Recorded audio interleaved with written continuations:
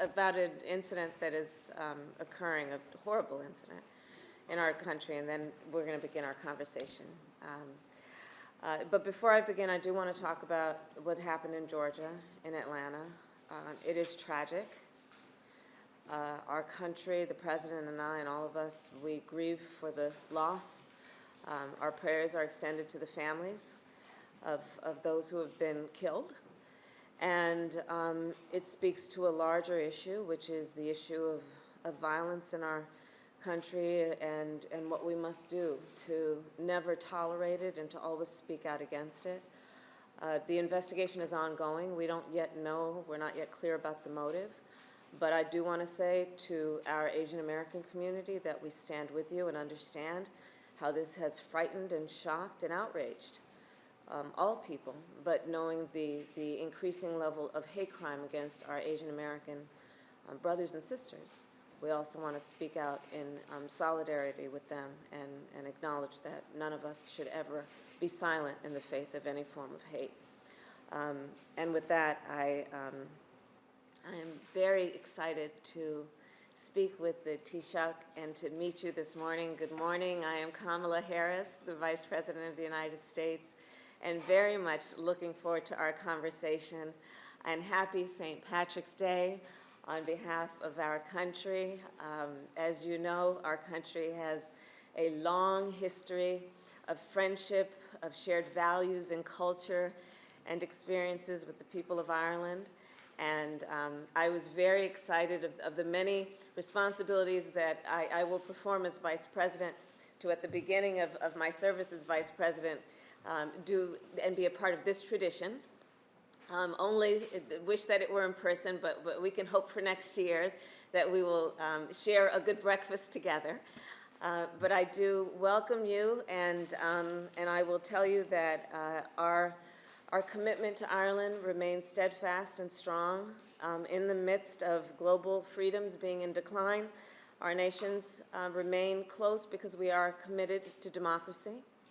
At a time when there are threats to not only global health, but our climate and security, our nations remain committed as partners in solidarity to the importance of fighting for human dignity.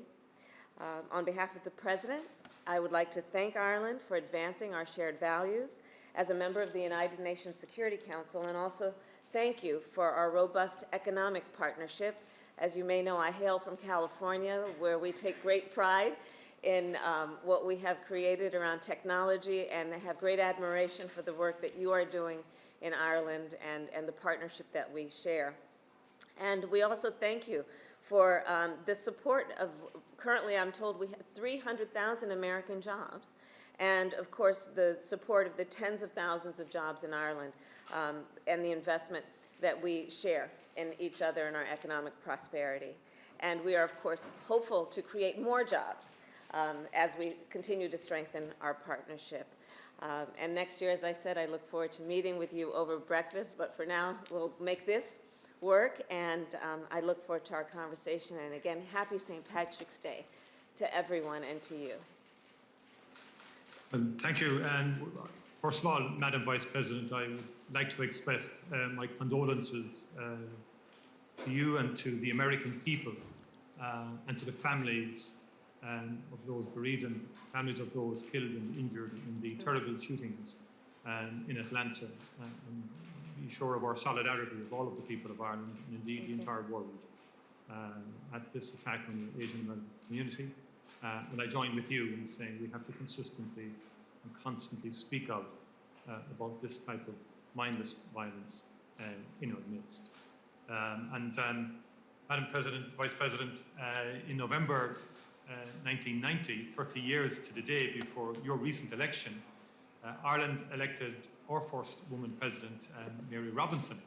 And in her inauguration speech, she famously remarked that she had been elected by the women of Ireland, who instead of rocking the cradle, rocked the system. Oh, that's good. Setting out her vision for the office, she quoted her friend, the brilliant Irish poet and Stanford professor, Evan Boland, Yes. observing that she was determined to write women who had been outside of history and back into it.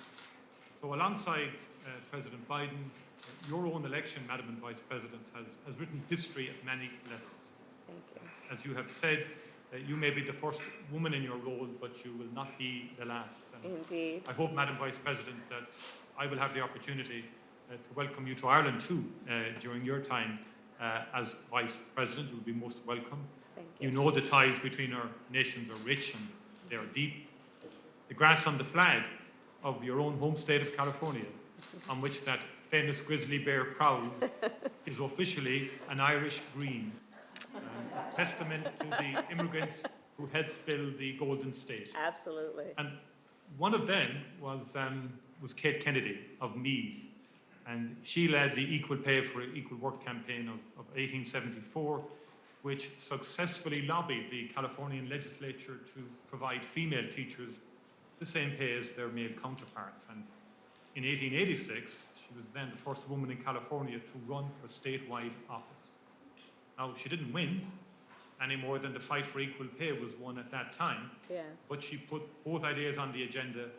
She changed the playbook. And earlier this week, mindful of your comments, I had cause to congratulate two other Irish immigrants to California, Patrick and John Collison. I first encountered Patrick Collison when aged 16. He won Ireland's Young Scientist exhibition, and he moved to California some years later with his equally brilliant brother John, and together they founded their company Stripe. This week, it was declared the most valuable startup in America. It now has dual headquarters in Dublin and San Francisco, Yes. an exemplar of the deep and mutually beneficial, mutually inspiring ties between our two nations. Madam Vice President, I look forward to discussing these ties with you this morning, and I also look forward to meeting some brilliant young people with you later, the first class of Frederick Douglass Global Fellows to visit Ireland, following in the footsteps of the great abolitionist 175 years ago. I look forward to our discussions, but most of all, I'm delighted to have this opportunity to get to know you and to wish you a very, very happy St. Patrick's Day. Thank you. And if I may, on the Frederick Douglass, I actually have a bust. I don't know if you can see it, but my alma mater is Howard University here in Washington, D.C., and they have shared with us this bust of Frederick Douglass, who, as you know, famously said, and I'll paraphrase, but the first time he was treated as a full man with dignity was his trip to Ireland. And later today, you and I will join with the students who will be visiting Ireland, these African-American students, in the spirit of Frederick Douglass and in the name of Frederick Douglass. So thank you, Taoiseach, for that.